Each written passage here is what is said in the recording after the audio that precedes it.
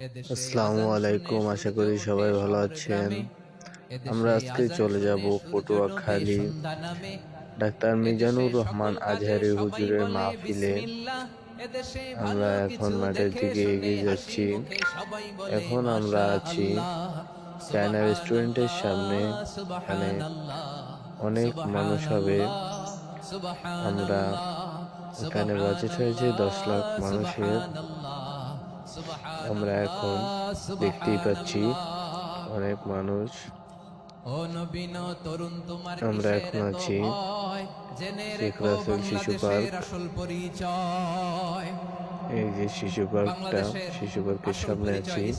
এখানে আজকে শিশু পার্কের ভিতরে হাদিস বই মেলার আয়োজন করা হয়েছে। আমরা চলে যাচ্ছি মাঠের দিকে, শহীদ মিনার মাঠ।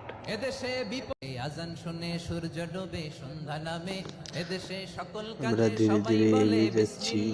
এখানে পুলিশ বক্স আছে এবং সকল ধরনের প্রশাসন রয়েছে, সকল ধরনের নিরাপত্তার ব্যবস্থা রয়েছে।